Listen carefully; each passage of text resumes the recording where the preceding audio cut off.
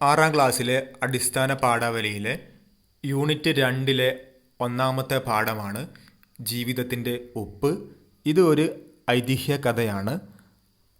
പഴയ കാലം മുതൽക്ക് ആളുകൾക്കിടയിലൂടെ പ്രചാരത്തിലുള്ള കഥകൾക്കാണ് ഐതിഹ്യ കഥകൾ എന്ന് പറയുന്നത്. നമുക്ക് കഥ ഒന്ന് വായിച്ചു നോക്കാം. ഈ കഥയിലെ പ്രധാനപ്പെട്ട കഥാപാത്രമാണ് ഉപ്പുകൊറ്റൻ അല്ലെങ്കിൽ ഉപ്പുകൂറ്റൻ. മറ്റൊരു കഥാപാത്രമാണ് അഗ്നിഹോത്രി. പിന്നെ കുറച്ച് കുട്ടികളുണ്ട്, വേറെ ചില കഥാപാത്രങ്ങളൊക്കെ ഉണ്ട്. ഏതായാലും നമുക്ക് കഥ ഒന്ന് വായിച്ചു നോക്കാം. ഉപ്പേ ഉപ്പുപ്പേ ഉപ്പ്. ഉപ്പുകൊറ്റൻ വിളിച്ചു ചോദിക്കുകയാണ്, ഉപ്പ് വേണോ? ഇടവഴി താണ്ടി നടവഴി താണ്ടി ഉപ്പുകൊറ്റൻ വിളിച്ചു ചോദിക്കുകയാണ്, ഉപ്പ് വേണോ? അപ്പോൾ ഉപ്പുകൊറ്റന് ഉപ്പ് വിൽപ്പനയാണ് പണി. അദ്ദേഹം ഉപ്പ് വേണമെന്ന് ചോദിച്ച് ഇടവഴിയിലൂടെയും നടവഴിയിലൂടെയും നടക്കുകയാണ്. ഉപ്പ് വിറ്റാണ് ഉപ്പുകൊറ്റൻ ജീവിച്ചത്. ആവശ്യക്കാർ അവനിൽ നിന്ന് ഉപ്പ് വാങ്ങും. ഉപ്പാണ് അവൻ്റെ അന്നം. നടന്ന് വിൽക്കും. നടന്ന് എത്തിയിടത്ത് കിടന്നുറങ്ങും. ഉപ്പാണ് അവൻ്റെ അന്നം എന്ന് പറഞ്ഞാൽ ഉപ്പ് വിറ്റ് കിട്ടുന്ന പൈസ കൊണ്ടാണ് അദ്ദേഹം ജീവിക്കുന്നത് എന്നാണ് അർത്ഥം. അടുത്ത വരി, അങ്ങനെയൊരിക്കൽ കൊറ്റൻ മേഴത്തൂരെത്തി. ഉപ്പുകൊറ്റൻ എവിടെ എത്തി? മേഴത്തൂർ എന്ന് പറയുന്ന സ്ഥലത്തുള്ള ഒരു ഇല്ലത്തെത്തി. ഇല്ലത്തിൻ്റെ പടികൾ കയറി ഉമ്മറമുറ്റത്തെത്തി. നടയിലെ കല്ലിലിരുന്നു. ഉപ്പ് വേണോ എന്ന് ചോദിക്കാൻ ഒരുങ്ങും മുമ്പ് തന്നെ പൂമുഖത്ത് ഒരാൾ വന്നു നിൽക്കുന്നു. അപ്പോൾ ആ ഇല്ലത്തേക്ക് കയറിയിട്ട് ഉപ്പ് വേണോ എന്ന് ചോദിക്കാൻ നിൽക്കുന്ന സമയത്ത് അതിൻ്റെ പൂമുഖത്ത്, അതിൻ്റെ സിറ്റ് ഔട്ടിൽ ഒരാൾ വന്നു നിൽക്കുന്നു. ചൈതന്യം തുടിക്കുന്ന മുഖം, ശരീരത്തിന് കുറുകെ പൂണൂൽ, കുടുമ, കസവ് മുണ്ടെടുത്തിരിക്കുന്നു. കസവിൻ്റെ മേൽമുണ്ടും. ആ വന്നയാളെക്കുറിച്ചാണ് പറയുന്നത്. അദ്ദേഹം എങ്ങനെയാണ്? ചൈതന്യമുള്ള മുഖമാണ്, നല്ല തെളിച്ചമുള്ള പ്രകാശമുള്ള മുഖം. ശരീരത്തിന് കുറുകെ ഒരു പൂണൂലുണ്ട്. ബ്രാഹ്മണരൊക്കെ ധരിക്കുന്ന പൂണൂല് ശരീരത്തിൽ കാണുന്നുണ്ട്. അതുപോലെ തലയിലൊരു കുടുമയുണ്ട്. മുടി ഇങ്ങനെ കുടുമയായി കെട്ടിയിരിക്കുന്നുണ്ട്. ചിത്രത്തിൽ നമുക്ക് കാണാൻ സാധിക്കുന്നുണ്ട്. കസവിൻ്റെ മുണ്ടാണ് എടുത്തിരിക്കുന്നത്. അതുപോലെ തന്നെ കസവിൻ്റെ ഒരു മേൽമുണ്ട് തോളിലൂടെ ഇട്ടിരിക്കുകയും ചെയ്തിട്ടുണ്ട്. എവിടെയോ കണ്ടതുപോലെ ഉപ്പുകൊറ്റൻ്റെ മനസ്സ് എന്തോ പരതി. ഇദ്ദേഹത്തെ കണ്ടപ്പോൾ ഉപ്പുകൊറ്റൻ എന്താണ്, എവിടെയോ കണ്ടിട്ടുണ്ടല്ലോ എന്ന് ആലോചിച്ചിരുന്നു. ആരാ? വീട്ടുകാരൻ്റെ ചോദ്യം ഉപ്പുകൊറ്റനെ ചിന്തയിൽ നിന്ന് ഉണർത്തി. ഉപ്പുകൊറ്റൻ എന്ന ആളുകൾ വിളിക്കണത്. ആളുകൾ പറയുന്ന പേരേ ഉള്ളൂ, സ്വന്തമായി ഒരു പേരില്ലേ? പേരോ? എന്തിനാണ് പേര്? തിരിച്ചറിയാനൊരു മാർഗം, ഇത്രയല്ലേ ഉള്ളൂ. എൻ്റെ പേര് അഗ്നിഹോത്രി. അതിനും ഒരു ചേർച്ചയില്ലേ? അപ്പോൾ വന്ന ആൾ പേര് ചോദിച്ചു. ഉപ്പുകൊറ്റൻ മറുപടി പറഞ്ഞു. വന്ന ആൾ പേര് പറഞ്ഞു. അദ്ദേഹത്തിൻ്റെ പേരെന്തായിരുന്നു? അഗ്നിഹോത്രി എന്നായിരുന്നു. അത് കേട്ടിട്ട് ഉപ്പുകൊറ്റൻ പറഞ്ഞു, ചേർച്ചയുണ്ട്, പക്ഷേ പേരിൻ്റെ അല്ല, അങ്ങയുടെ പ്രവൃത്തിയുടെയും സൽക്കർമ്മത്തിൻ്റെയൊക്കെ ചേർച്ച നിങ്ങളുടെ പേരിനുണ്ട് എന്ന് ഉപ്പുകൊറ്റൻ പറഞ്ഞു. മറുപടി കേട്ട് അഗ്നിഹോത്രി വിസ്മയഭരിതനായി ഉപ്പുകൊറ്റനെ നോക്കി. അപ്പോൾ ഉപ്പുകൊറ്റൻ്റെ ഈ മറുപടി കേട്ടിട്ട് അഗ്നിഹോത്രി എന്താണ്, അത്ഭുതത്തോടെ ഇദ്ദേഹത്തെ നോക്കി. കാരണം ഒരു സാധാരണ ഉപ്പ് വിൽക്കാൻ വന്ന ആളുകൾ ഇങ്ങനെ വലിയ വലിയ കാര്യങ്ങളൊന്നും പറയില്ലല്ലോ. അപ്പോൾ ഇത് പറഞ്ഞപ്പോൾ അത്ഭുതത്തോടെ നോക്കി. മുഷിഞ്ഞ വസ്ത്രങ്ങൾ, വെളുത്ത നിറം, കറുത്ത താടി, തോളിൽ സെഞ്ചി, അരികിൽ ഉപ്പ് ചാക്ക്. അഗ്നിഹോത്രി ആ കണ്ണുകളിലേക്ക് നോക്കി പുഞ്ചിരിച്ചുകൊണ്ട് ചോദിച്ചു, വീടെവിടെയാ? അപ്പോൾ ഉപ്പുകൊറ്റൻ്റെ രൂപമാണ് ഇനി പറയുന്നത്. വെളുത്ത നിറമാണ് അദ്ദേഹത്തിന്, മുഷിഞ്ഞ വസ്ത്രങ്ങളാണ്, പഴകിയ വസ്ത്രങ്ങളാണ്. അതുപോലെ തോളിലൊരു സെഞ്ചിയുണ്ട്, കറുത്ത താടിയുണ്ട്, അരികിലൊരു വലിയ ഉപ്പ് ചാക്കുണ്ട്. അഗ്നിഹോത്രി ആ കണ്ണുകളിലേക്ക് നോക്കി പുഞ്ചിരിച്ചുകൊണ്ട് ചോദിച്ചു, വീടെവിടെയാ?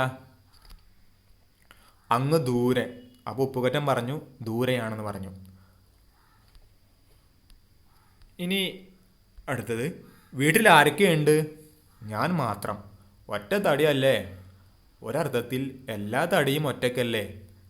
ഇതും പറഞ്ഞ് ഉപ്പുകൊറ്റൻ പൊട്ടിച്ചിരിച്ചു.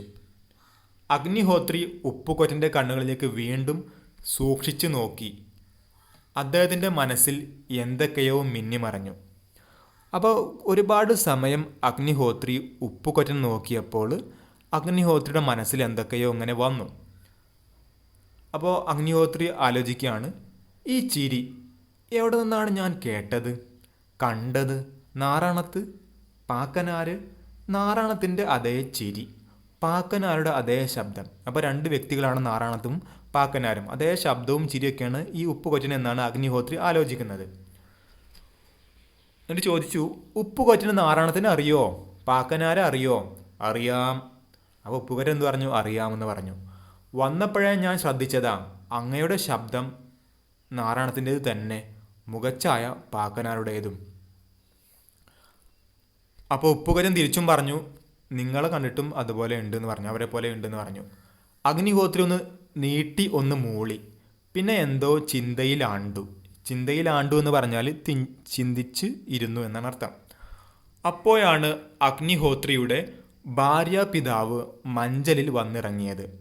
അഗ്നിഹോത്രിയുടെ ഭാര്യയുടെ അച്ഛൻ മഞ്ചലിൽ വന്നിറങ്ങി. മഞ്ചൽ എന്ന് പറഞ്ഞാൽ പഴയ കാലത്തൊക്കെ ആളുകളെ ഏറ്റിപ്പോകുന്ന ഒരു കട്ടിലാണ് മഞ്ചൽ.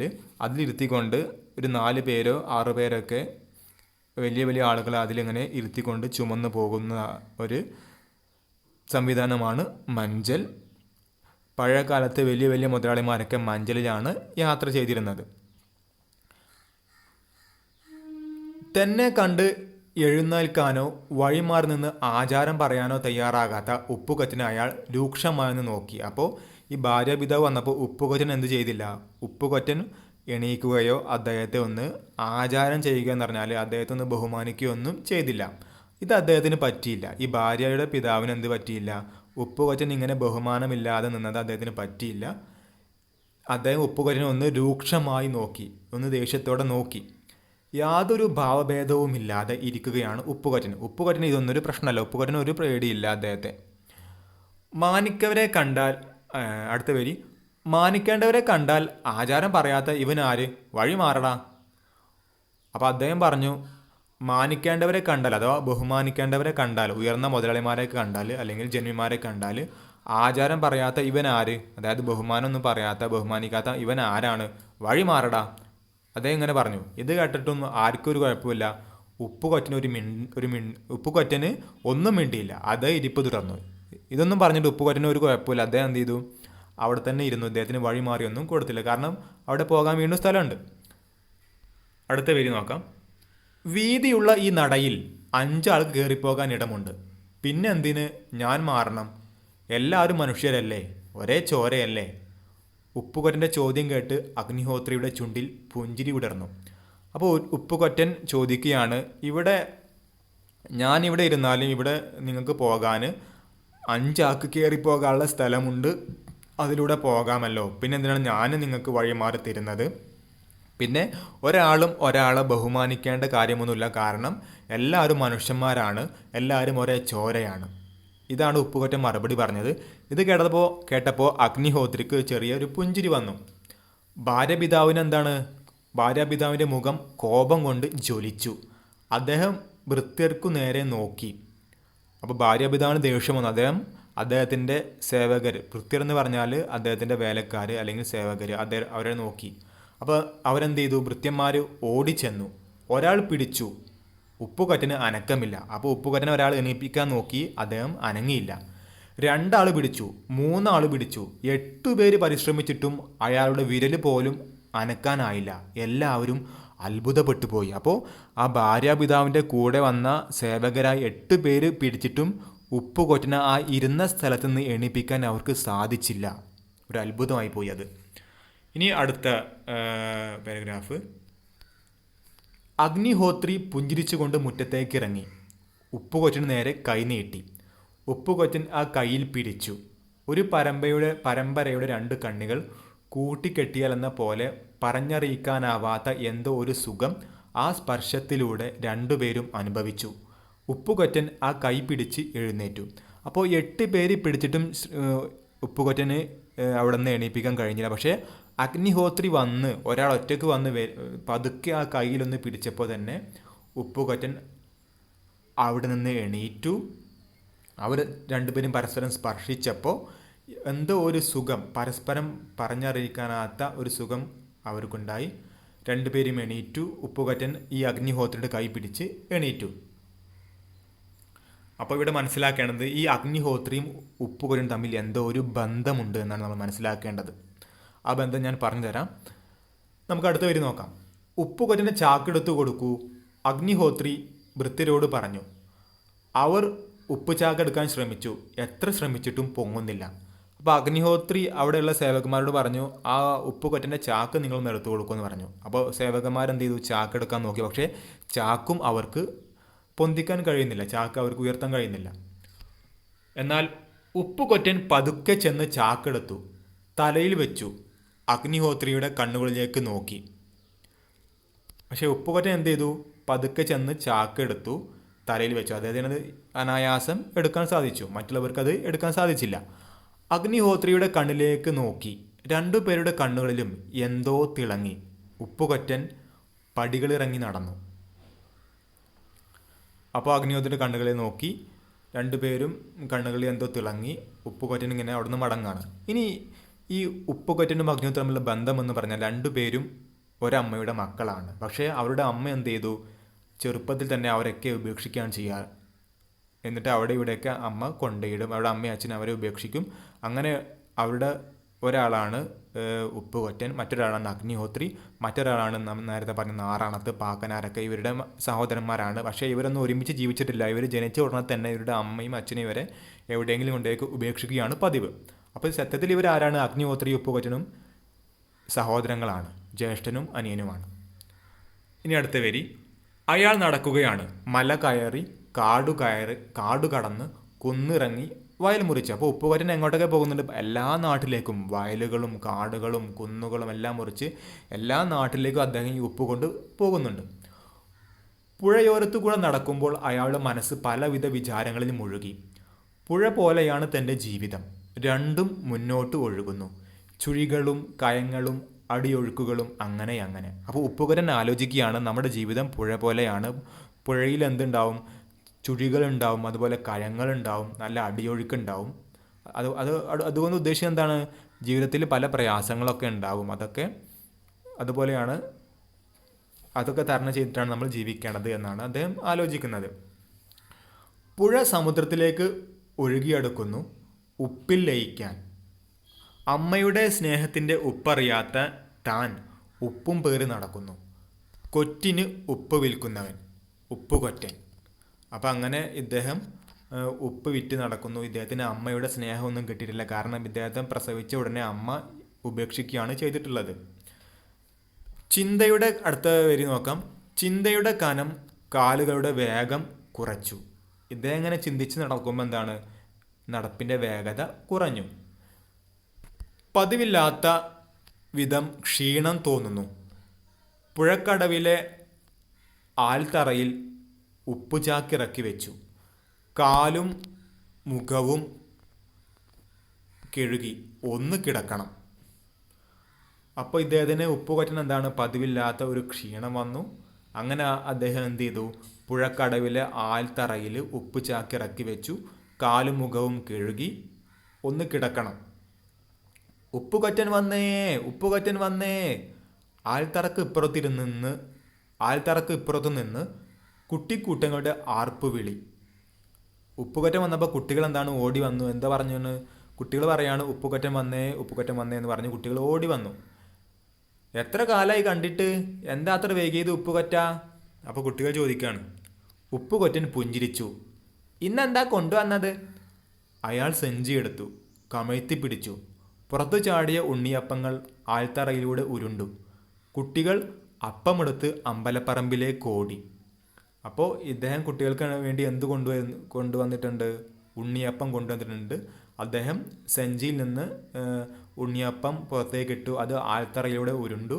കുട്ടികൾ ആ ഉണ്ണിയപ്പം എടുത്തുകൊണ്ട് അമ്പലപ്പറമ്പിലേക്ക് കളിക്കാൻ വീണ്ടും ഓടി. ഉപ്പുകൊറ്റൻ ആൽത്തറയിൽ നിവർന്നു കിടന്നു. ആലിലകളിലൂടെ ഊർന്നിറങ്ങിയ ഇളം കാറ്റ് കൺപോളകളെ തഴുകി. അവൻ പതിയെ മയങ്ങി.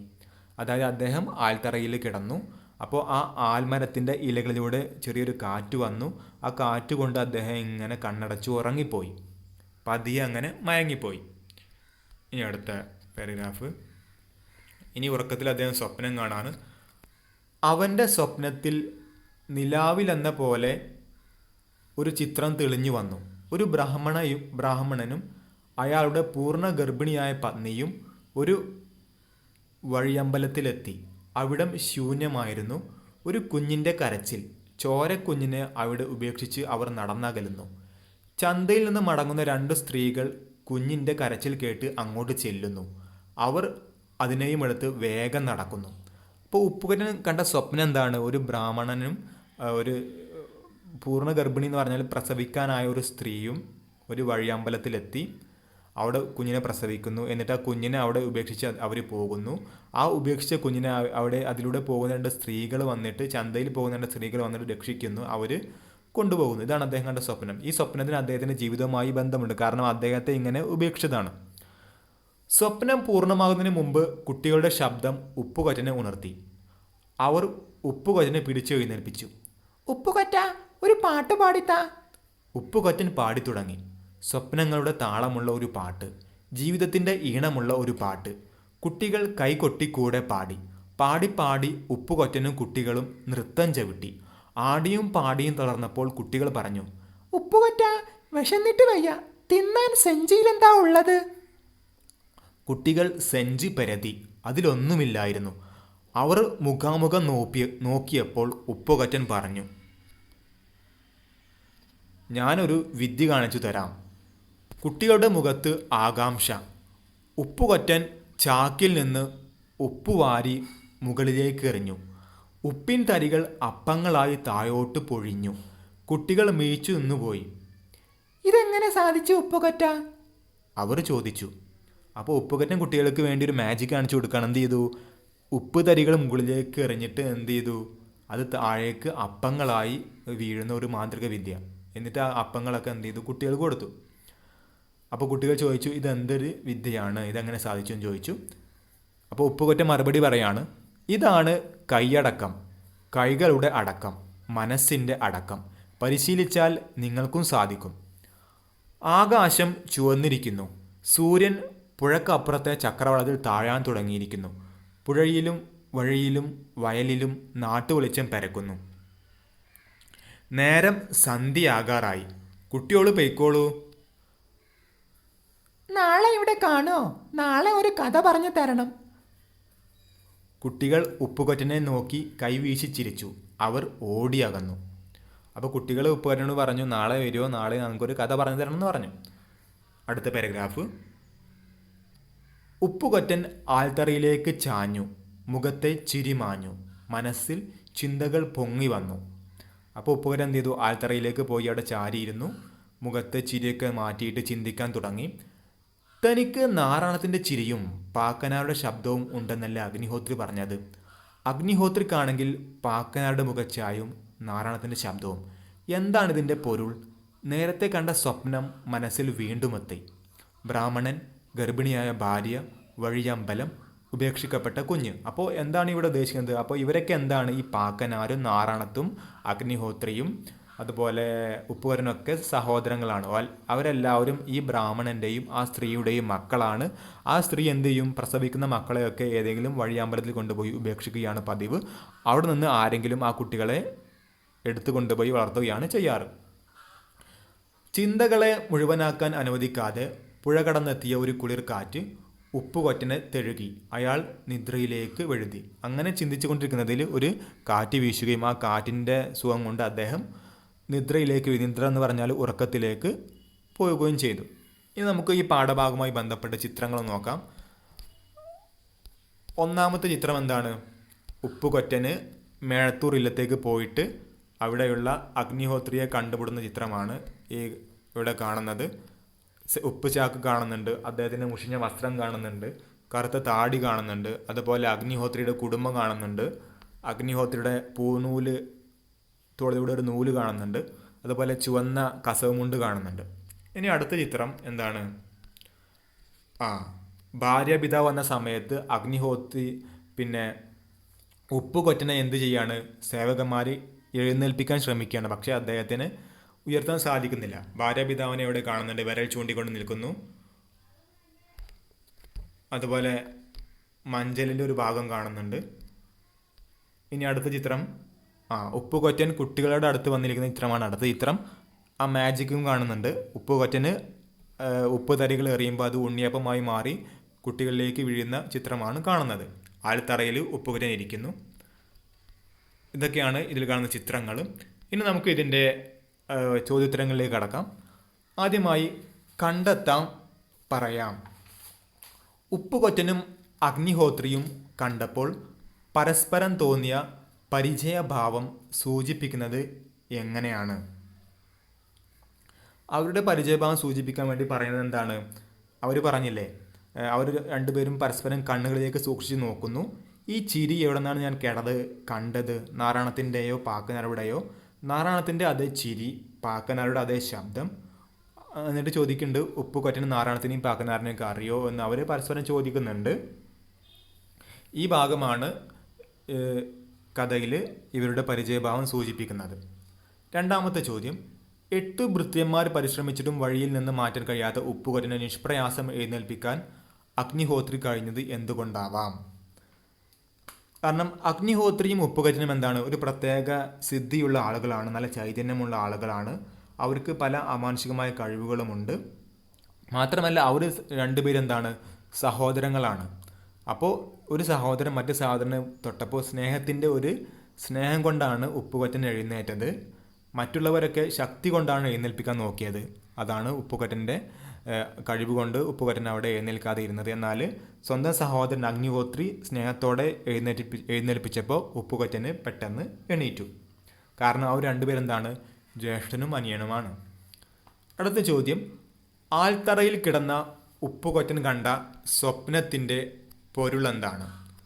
ആ സ്വപ്നത്തിൻ്റെ പൊരുളാണ് ഞാൻ നേരത്തെ പറഞ്ഞത്. ആ സ്വപ്നം അവരുടെ ജീവിതവുമായി ബന്ധപ്പെട്ടതാണ്. കാരണം അവരുടെ അച്ഛനും ബ്രാഹ്മണനായിരുന്നു. അവർക്കൊരു സ്ത്രീ, അവരുടെ അമ്മ ഗർഭിണിയായ സമയത്ത് അവരെ പ്രസവിച്ച ശേഷം വഴി അമ്പലങ്ങളിൽ ഉപേക്ഷിക്കുകയായിരുന്നു പതിവ്. അതാണ് ഈ സ്വപ്നം കൊണ്ട് ഉദ്ദേശിക്കുന്നത്. എന്നിട്ട് അവിടെ നിന്ന് ആ കുട്ടികളെ ഏതെങ്കിലും സ്ത്രീകളൊക്കെ രക്ഷിച്ച് വളർത്തുകയായിരുന്നു പതിവ്. അടുത്ത ചോദ്യം, ഉപ്പുകൊറ്റൻ്റെ അമാനുഷിക സിദ്ധികൾ വെളിപ്പെടുത്തുന്ന സംഭവങ്ങൾ വിവരിക്കുക. ഒരുപാട് സംഭവങ്ങളുണ്ട്. ഒന്ന്, ഉപ്പുകൊറ്റൻ എന്താണ്, ആ 8 ഭൃത്യന്മാരെ അദ്ദേഹത്തെ ഉയർത്തിയിട്ടും അദ്ദേഹത്തിന് എണീക്കാൻ അദ്ദേഹം അവിടുന്ന് അനങ്ങിയില്ല. അത് അദ്ദേഹത്തിൻ്റെ ശക്തിയാണ്. മറ്റൊന്ന്, അദ്ദേഹത്തിൻ്റെ ഉപ്പ് ചാക്കും ആർക്കും ഉയർത്താൻ കഴിഞ്ഞിട്ടില്ല. അതും അദ്ദേഹത്തിൻ്റെ അമാനുഷിക ശക്തിയാണ്. അമാനുഷിക സിദ്ധി എന്നാൽ പിന്നെ മാജിക്കുമായി ബന്ധപ്പെട്ട ആർക്കും ചെയ്യാൻ പറ്റാത്ത, സാധാരണ മനുഷ്യന്മാർക്ക് ചെയ്യാൻ പറ്റാത്ത കഴിവുകൾക്കാണ് നമ്മൾ അമാനുഷിക സിദ്ധികൾ എന്ന് പറയാം. പിന്നെന്താണ്, കുട്ടികൾക്ക് ഉപ്പ് തരികൾ എന്താക്കി മാറ്റിക്കൊടുത്തു, ഉണ്ണിയപ്പമാക്കി മാറ്റിക്കൊടുത്തു. ഇതൊക്കെ അദ്ദേഹത്തിൻ്റെ അമാനുഷിക സിദ്ധികളാണ്. അടുത്ത ചോദ്യം, ഉപ്പുകൊറ്റൻ്റെ മനസ്സിൽ നിറയെ സങ്കടമാണെന്ന് സൂചിപ്പിക്കുന്ന സന്ദർഭം കഥയിൽ നിന്ന് കണ്ടെത്തി അവതരിപ്പിക്കുക. ആ സന്ദർഭം ഏതാണ്? അയാൾ നടക്കുകയാണ്, മല കയറി, കാട് കടന്ന്, കുന്നിറങ്ങി, വയൽ മുറിച്ച്. ആ പാരഗ്രാഫാണ് എഴുതേണ്ടത്. എന്നിട്ട് ഇതുവരെ എഴുതണം നമ്മൾ, ജീവിക്കാനായി ഉപ്പ് വിൽക്കുന്നവനാണ് ഉപ്പുകൊറ്റൻ എന്നുള്ളത് വരെയാണ് ഇതിൻ്റെ ഉത്തരം. ഇനി അടുത്ത ചോദ്യം, ഉപ്പുകൊറ്റൻ്റെ മനസ്സിൽ, അത് നമ്മളിപ്പോൾ എഴുതി കഴിഞ്ഞു. ഇനി അടുത്തത് അഭിനയിക്കാം. കഥയിലെ ഇഷ്ടപ്പെട്ട സന്ദർഭങ്ങൾ സംഘങ്ങളായി അഭിനയിക്കുക. അപ്പോൾ നിങ്ങൾക്ക് ഈ കഥയിലെ ഏതെങ്കിലും ഇഷ്ടപ്പെട്ട സന്ദർഭങ്ങൾ, ഉപ്പുകൊറ്റൻ അവിടെ ശക്തി കൊണ്ട് ഇരിക്കുന്ന സന്ദർഭമോ, അല്ലെങ്കിൽ ഉപ്പ് തരികൾ ഉണ്ണിയപ്പമാക്കി മാറ്റുന്ന സന്ദർഭമോ, അഗ്നിഹോത്രിയുടെ വീട്ടിലേക്ക് വരുന്ന സന്ദർഭമോ, ഭാര്യപിതാവ് വരുന്ന സന്ദർഭമോ, അപ്പോൾ ഏത് സന്ദർഭമാണ് നിങ്ങൾക്ക് ഇഷ്ടം അത് നിങ്ങൾക്ക് അഭിനയിച്ച് കാണിക്കാമെന്നാണ് പറയുന്നത്. ഇനി അടുത്ത ചോദ്യം, പ്രയോഗ വിശേഷങ്ങൾ. ഇടവഴി താണ്ടി നടവഴി താണ്ടി ഉപ്പുകൊറ്റൻ വിളിച്ചു ചോദിക്കുകയാണ്. മറ്റൊന്ന്, അയാൾ നടക്കുകയാണ്, മല കയറി, കാട് കടന്ന്, കുന്നിറങ്ങി, വയൽ മുറിച്ച്. അപ്പോൾ രണ്ടിലും അടിവര ഇട്ടിട്ടുണ്ട്. ഈ അടിവരയിട്ട പ്രയോഗങ്ങളുടെ ഉദ്ദേശ്യം എന്താണ് എന്നാണ് ചോദ്യം. അപ്പോൾ ഒന്നാമത്തേതിൻ്റെ ഉദ്ദേശം എന്താണ്? ഉപ്പുകൊറ്റൻ്റെ ദീർഘമായ സഞ്ചാരം, ഒരു ലക്ഷ്യമില്ലാത്ത സഞ്ചാരം, ഇടവഴികളുടെയും നടവഴികളുടെയും ഇങ്ങനെ അലഞ്ഞു തിരിഞ്ഞ് ഉപ്പുമായി നടക്കുകയാണ്. എവിടെയാണോ എത്തുന്നത് അവിടെ കിടന്നിറങ്ങുമെന്നുള്ളൊരു അലച്ചിലിനെയാണ് ഒന്നാമത്തെ പിന്നെ അടിവരയിട്ട ഇടവഴി താണ്ടി നടവഴി താണ്ടി എന്നത് സൂചിപ്പിക്കുന്നത്. രണ്ടാമത്തത് മല കയറി, കാട് കടന്ന്, കുന്നിറങ്ങി, വയൽ മുറിച്ച്. ഇത് സൂചിപ്പിക്കുന്നത് ഇദ്ദേഹം പല പ്രദേശങ്ങളിലേക്ക് ഇദ്ദേഹം പോകുന്നുണ്ട്. മലകളുടെ നാട്ടിലേക്ക് പോകുന്നുണ്ട്, കാടുകളിലൂടെ പോകുന്നുണ്ട്, കുന്നുകളിലൂടെ പോകുന്നുണ്ട്, വയൽ കൃഷിയുള്ള പ്രദേശങ്ങളിലേക്ക് പോകുന്നുണ്ട്. അപ്പോൾ ഇദ്ദേഹം ചുറ്റാത്ത നാടുകളില്ല, എല്ലാ നാടുകളിലേക്കും ഇദ്ദേഹം ഈ ഉപ്പുമായി സഞ്ചരിക്കുന്നുണ്ട് എന്നാണ് രണ്ടാമത്തതിൻ്റെ അർത്ഥം. മൂന്നാമതിൻ്റെ അർത്ഥം ഇദ്ദേഹത്തിന് പ്രത്യേകിച്ചൊരു ലക്ഷ്യമില്ല, ഇദ്ദേഹം ഇങ്ങനെ അലഞ്ഞു തിരിഞ്ഞ് നടക്കുകയാണ് എന്നാണ് ഒന്നാമത്തിൻ്റെ പിന്നെ ഉദ്ദേശം. രണ്ടാമത്തിൻ്റെ ഉദ്ദേശം ഇദ്ദേഹം എല്ലാ പ്രദേശങ്ങളിലേക്കും ഇദ്ദേഹം സഞ്ചരിക്കുന്നുണ്ട് എന്നാണ് രണ്ടാമത്തിൻ്റെ അർത്ഥം. ഇനി ഒരു ചോദ്യം, കഥാപാത്ര നിരൂപണം. ഉപ്പുകരൻ എന്ന കഥാപാത്രത്തിൻ്റെ സവിശേഷതകൾ എന്തൊക്കെയാണ്? അപ്പോൾ ഇനി പറയുന്നത് ഉപ്പുകരൻ എന്ന കഥാപാത്രത്തെക്കുറിച്ച് എഴുതാനാണ് പറയുന്നത്. അപ്പോൾ നമ്മൾ എന്തൊക്കെ എഴുതണം? അദ്ദേഹത്തിൻ്റെ വേഷവിധാനത്തെക്കുറിച്ച് എഴുതണം, അദ്ദേഹത്തിൻ്റെ സ്വഭാവത്തെക്കുറിച്ച് എഴുതണം, അദ്ദേഹത്തിൻ്റെ ജോലിയെക്കുറിച്ച് എഴുതണം, അദ്ദേഹത്തിൻ്റെ കഴിവുകളെക്കുറിച്ചൊക്കെ എഴുതണം. അങ്ങനെയാണ് കഥാപാത്ര നിരൂപണം തയ്യാറാക്കേണ്ടത്. അപ്പോൾ നമ്മൾ ആദ്യം എങ്ങനെ എഴുതി തുടങ്ങാം? അദ്ദേഹത്തിൻ്റെ താടി ഇതൊക്കെ ആ രൂപമൊക്കെ എഴുതി തുടങ്ങുക. പിന്നെ അദ്ദേഹത്തിന് വീടില്ല, ഒരു സ്ഥിരമായ ഒരു സ്ഥലത്തും താമസിക്കാറില്ല, അദ്ദേഹത്തിന് കൂടുതൽ സമ്പാദ്യങ്ങളില്ല, അദ്ദേഹം ഒരുപാട് ചിന്തിക്കുന്നു, അദ്ദേഹത്തിന് കുട്ടികളെ ഭയങ്കര ഇഷ്ടമാണ്, കുട്ടികൾക്ക് മാജിക് കാണിച്ചു കൊടുക്കാറുണ്ട്, കുട്ടികൾക്ക് ഭക്ഷണം കൊടുക്കാറുണ്ട്, കുട്ടികളുടെ കൂടെ പാട്ടുപാടി കളിക്കാറുണ്ട്. ഇതൊക്കെയാണ് ഇദ്ദേഹത്തിൻ്റെ സ്വഭാവം. അപ്പോൾ നമ്മൾ ഒരാളെക്കുറിച്ച് നമ്മൾ മറ്റൊരാൾക്ക് എങ്ങനെയാണ് പറഞ്ഞു കൊടുക്കുക, ആ രീതിയിലാണ് നമ്മൾ കഥാപാത്ര നിരൂപണം എഴുതേണ്ടത്. ഇനി ചർച്ചാക്കുറിപ്പാണ്. എല്ലാവരും മനുഷ്യരല്ലേ, ഒരേ ചോരയല്ലേ? ഉപ്പുകൊറ്റൻ്റെ ചോദ്യം ഇപ്പോഴും പ്രസക്തമാണോ? ചർച്ച ചെയ്ത് കുറിപ്പ് തയ്യാറാക്കൂ. ഈ ചോദ്യം ഇപ്പോഴും പ്രസക്തമാണ്. ഇന്നും പല നാടുകളിലും എന്താണ്, ഉയർന്ന ജാതി വ്യവസ്ഥയൊക്കെ ഉണ്ട്. അതുപോലെ പണക്കാരും പാവപ്പെട്ടവരും തമ്മിലുള്ള വ്യത്യാസമൊക്കെ ഉണ്ട്. പണക്കാരനെ കണ്ടാൽ പാവപ്പെട്ടവന് ബഹുമാനിക്കണം, പാവപ്പെട്ടവന് എഴുന്നേറ്റ് നിൽക്കണം എന്നിങ്ങനെയുള്ള പല തെറ്റായ രീതികളും ഇന്നൊക്കെ ഉണ്ട്. അപ്പോൾ അതുമായി ബന്ധപ്പെട്ട ഒരു വാക്കാണ് എല്ലാവരും മനുഷ്യരല്ലേ, ഒരേ ചോരയല്ലേ എന്നുള്ളത്. അപ്പോൾ നമ്മൾ മനുഷ്യന്മാരെ പിന്നെ പണത്തിൻ്റെ അടിസ്ഥാനത്തിലോ നിറത്തിൻ്റെ അടിസ്ഥാനത്തിലോ കറുത്തവനോ വെളുത്തവനോ അങ്ങനെയൊന്നും ബഹുമാനിക്കേണ്ട ആവശ്യമില്ല. ജാതിയുടെ അടിസ്ഥാനത്തിലോ മതത്തിൻ്റെ അടിസ്ഥാനത്തിലൊന്നും ബഹുമാനിക്കേണ്ട ആവശ്യമില്ല. കാരണം എന്താണ്, എല്ലാവരും മനുഷ്യന്മാരാണ്, എല്ലാവർക്കും ഒരേ ചോരയാണ്, ഒരേ ചുവപ്പ് നിറമാണ് ചോരയ്ക്കുള്ളത്. അതുകൊണ്ട് തന്നെ പണം കൂടിയവരെ ബഹുമാനിക്കേണ്ടതില്ല, അതുപോലെ തന്നെ നിറം കൂടിയവരെ ബഹുമാനിക്കേണ്ടതില്ല, ഉയർന്ന ജാതിക്കാരെ ഒന്നും ബഹുമാനിക്കേണ്ടതില്ല. ചിലപ്പോൾ അറിവുള്ളവരെ ബഹുമാനിക്കേണ്ടി വരും. അപ്പോൾ ഇന്നത്തെ കാലത്തും ഈ ചോദ്യം പ്രസക്തമാണ്, എല്ലാവരും മനുഷ്യരല്ലേ, ഒരേ ചോരയല്ലേ എന്നുള്ളത്. കാരണം ഇന്നും പല സ്ഥലങ്ങളിലും ഉയർന്നവരും താഴ്ന്നവരും തമ്മിലുള്ള ഒരു വേർതിരിവ് ഉണ്ട്. ഉയർന്ന ആളുകൾ താഴ്ന്നവരെ എന്ത് ചെയ്യുന്നു, ആക്രമിക്കുന്നു, അങ്ങനെയുള്ള സംഭവങ്ങളൊക്കെ ഉണ്ട്. അപ്പോൾ ഈ ചോദ്യം ഇന്നും പ്രസക്തമാണ്. ഇനി അവസാനത്തേത് കഥ പറയൽ. പറയിപ്പറ്റ പന്തിരുകുലത്തിലെ മറ്റംഗങ്ങളെക്കുറിച്ചുള്ള കഥകൾ വായിച്ചറിഞ്ഞ് അവതരിപ്പിക്കൂ. എന്താണിത്?